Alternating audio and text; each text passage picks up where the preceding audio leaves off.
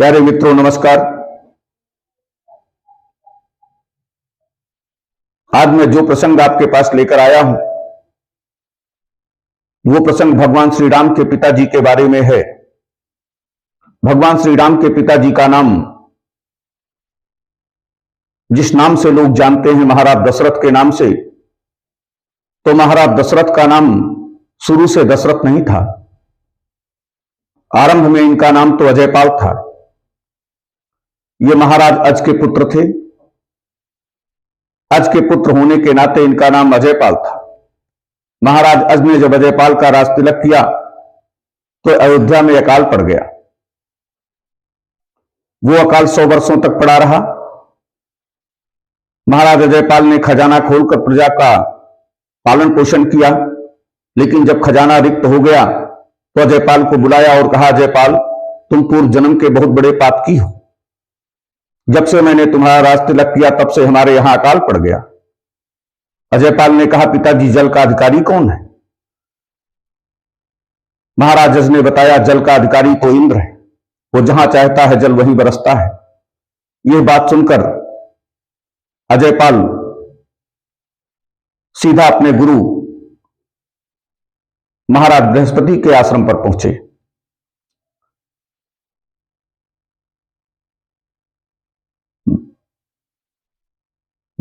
वशिष्ठ जी महाराज उस समय अपने पिताजी के यहां गए हुए थे, अर्थात ब्रह्मलोक गए थे। माता अरुंधति आश्रम में बैठी थी। अजयपाल ने घोड़े को बाहर बांध दिया और माता अरुंधति के चरणों में साष्टांग दंडवत किया।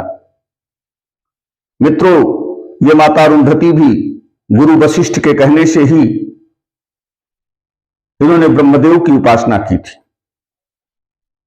इनकी कठिन तपस्या से प्रसन्न होकर ब्रह्मदेव प्रकट हुए और उन्होंने कहा, वरदान मांगो पुत्री, मैं तुमसे बहुत प्रसन्न हूं। माता अरुंधति ने कहा, यदि आप प्रसन्न हैं, वरदान देना चाहते हैं, तो वशिष्ठ मुझे पद के रूप में मिले ऐसा वरदान दीजिए। ब्रह्मदेव ने कहा, यह क्या किया बेटी, कैसा वरदान मांग रही हो? वशिष्ठ मेरा मानस पुत्र भले है, परंतु यह बुढ़ा है, लोग तुम्हें बदनजर देखेंगे। माता अरुंधति ने कहा, यह वरदान तो मेरी तपस्या का था, लेकिन पिता होने के नाते आपको एक वरदान देना पड़ेगा, क्योंकि मैंने पिता भाव से आपकी उपासना की है। ब्रह्मदेव ने कहा, और दूसरा वरदान क्या चाहिए? तो माता अरुंधति ने कहा, दूसरा वरदान ये दीजिए कि मुझे जो बदनजर देखे वो नपुंसक हो जाए। ब्रह्मदेव बड़े प्रसन्न हुए और उन्होंने कहा, पुत्री, अब बाजी तेरे हाथ में है और वशिष्ठ तुझे पद के रूप में प्राप्त हो जाएंगे। मित्रों, उसी माता अरुंधति के चरणों में साष्टांग दंडवत जब अजयपाल ने किया तो माता अरुंधति अजयपाल को बड़े प्यार से उठाती है और कहती है, पुत्र, क्या समस्या है? अजयपाल ने कहा, माता, आप तो सर्वज्ञ हैं, आप सब कुछ जानती हैं। पिताजी ने जब से मेरा राज तिलक किया तब से हमारे यहां अकाल पड़ गया और पिताजी मुझे पातकी कह रहे हैं। तो माता, जल का अधिकारी कौन है? अरुंधति ने कहा, इंद्र है। अजयपाल ने कहा, माता, इंद्र के पास जाने का कोई रास्ता? माता अरुंधति ने कहा, घोड़े से तो नहीं जा सकते अजयपाल। तो कहा, लेकिन मुझे मां वहां तक जाना है। माता अरुंधति ने कहा, फिर सर नीचे करो। अजयपाल ने दोनों हाथों से माता अरुंधति के चरणों को स्पर्श किया। माता अरुंधति का स्नेह भरा हाथ अजयपाल के सिर पर पहुंचा और माता अरुंधति ने कहा, अजयपाल, आज से तेरा रथ 10 दिशाओं में जाएगा। आज से तू अजयपाल नहीं दशरथ कहलाएगा। इंद्र पर चढ़ाई कर तेरी विजय होगी। इतने आशीर्वाद गुरु माता के पाकर अजयपाल ने स्वर्ग पर चढ़ाई कर दी और स्वर्ग में जाकर जब धनुष को टंकोरा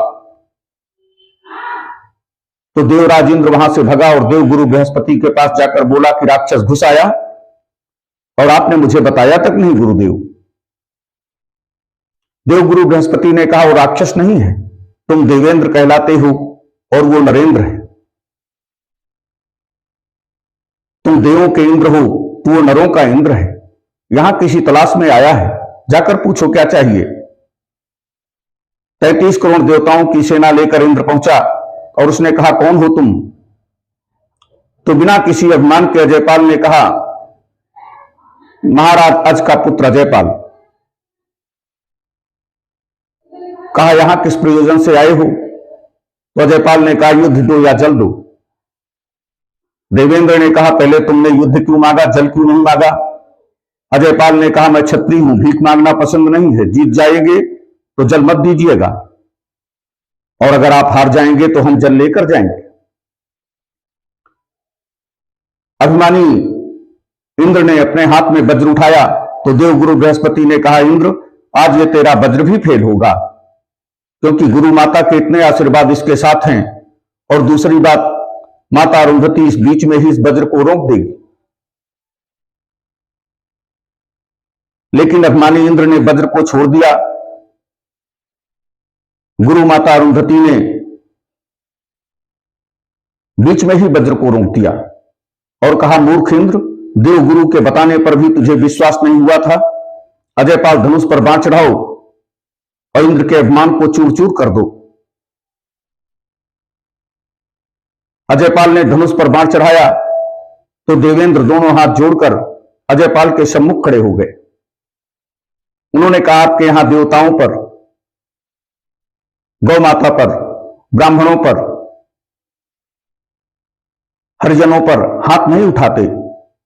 हरिजन में इस मित्रों भक्तों, भक्त देवताओं का भक्त, भक्तों पर हाथ नहीं उठाते। सो मैं भी एक सुर हूं, देवता हूं, और मैं हारा हुआ देवता हूं। आज से आपकी प्रजा अगर चाहेगी कि हमारे इस खेत में जल बरसे, उस खेत में जल ना बरसे, तो प्रजा की इच्छा अनुसार आपके उस खेत में जल बरसेगा और उस खेत में जल नहीं बरसेगा। मित्रों, इसका प्रमाण रामचरितमानस में भी है कि पिता की विरासत, महाराज दशरथ की विरासत थी महाराज राम को कि मांगे वारिद देह जल रामचंद्र के राज। राम राज में बादल मांगने पर पानी दिया करते थे। रामचरितमानस में चौपाई है कि राम राज बैठे त्रैलोका, हर्षित भये गए सब शोका। तीनों लोग सुखी था राम राज में, किसी को किसी प्रकार का कोई दुख नहीं था, सारे शोक दोष नष्ट हो गए थे। अल्प मृत्यु नहीं कौनो पीड़ा, सब सुंदर सब विरुद्ध शरीरा।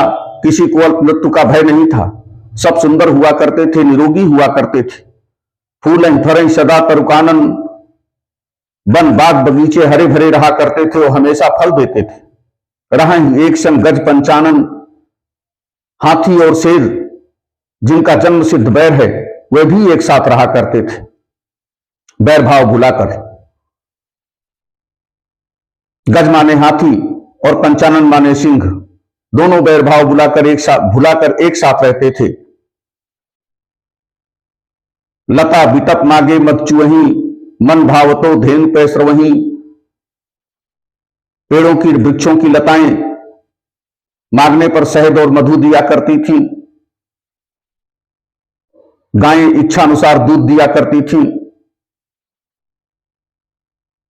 रामराज में सब सुखी थे। वही रामराज 22 तारीख को भगवान राम की प्रतिष्ठा होने के पश्चात हमारे यहां वो रामराज आने वाला है।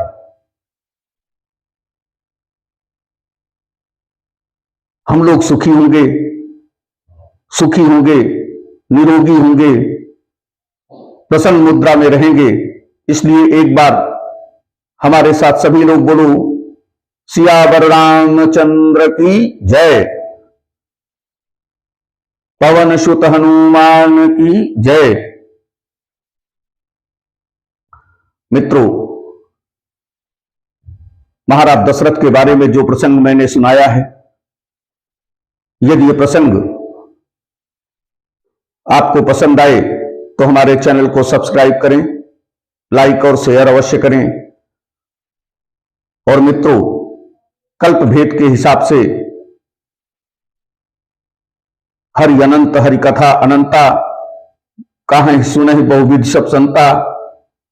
और नाना भांति राम अवतारा, रामायण सतकोटि अपारा। 100 करोड़ प्रकार के रामायण हैं। कल्प वेद के हिसाब से जो ऋषि महात्मा मुनिजन जो कुछ बताते हैं, वह कहीं से भी कुछ अगर पढ़कर आपको बता रहे हैं तो उस पर संदेह नहीं करना चाहिए, उसे ध्यान से सुनना चाहिए। और मैंने तो आपको सब कुछ प्रमाणित बताया है। धन्यवाद मित्रों।